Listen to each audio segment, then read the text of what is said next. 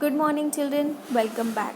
In the previous video we have seen about the how human beings and the how human respiratory system works. Okay, we have also seen about the movement of the diaphragm when we inhale and exhale. We have also seen about the breathing rate of the person, how when he works, when he sleeps, and when he is stagnant in one position. Okay, so the other animals we can see here is the first one is a cockroach breathes through small openings in their body called spiracles. Okay, there's a spiracles, see over here, you can see the spiracles. There are the air sacs are present, that is known as spiracles. See here, the spiracles are given.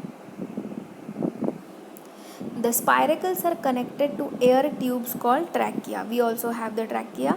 The same is in the cockroach. Oxygen rich air enters through the spiracles and passes through the trachea to all cells in the body. Carbon dioxide from the cells passes through the trachea and spiracles out of the body. So most inhalation and the exhalation both takes place through the spiracles, and the trachea is the transport system present in those cockroach. Second is the respiration in plants. Plants also take in oxygen from air and give out carbon dioxide. This oxygen is used in the cells to break down glucose into carbon dioxide and water and release energy. So at night, generally they consume oxygen and they give out carbon dioxide at night, and therefore some elder people tell us that do not go under a tree at night. So what is the scientific reason about it? That is, the trees give out carbon dioxide during night. So so the leaves have tiny pores called stomata, which helps in the exchange of gases. The root hair also helps to take air from the soil. Okay, so we have a ficus leaf over here, and there are stomata present over there. See, these are the stomata, small stomatas. Many stomatas are present in it. It opens and it closes. So when the stomata is closed, so there is no carbon dioxide giving out. But when the stomatas are open, that is they are giving out the carbon dioxide and taking in the oxygen. Okay, so here this leaf part is doing the respiration. Here the roots are doing the respiration. So what they are doing, the roots which are exposed to the air or which are in the soil, they take the exchange, the exchange of gases are taking place into the soil also.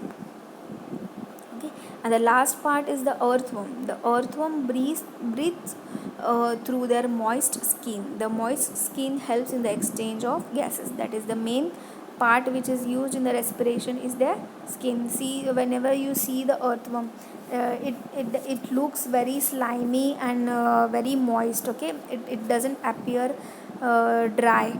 So why it is so? The earthworms are always in the mud or in the moist areas. So due to the skin, okay, the skin must always remain moist so that they can respire.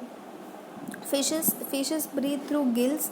The gills have blood vessels which help in the exchange of gases. So these are the gills present in the fish which help them to respire. So what happens, the water flows over the gills, and the gills take in the what you can say, the take in the oxygen required for the fish, and again the water is given out from the gills again. Okay, the next method is also the water flows in through the mouth. They take the water from the mouth and they absorb the oxygen from it, and the gills give out the water.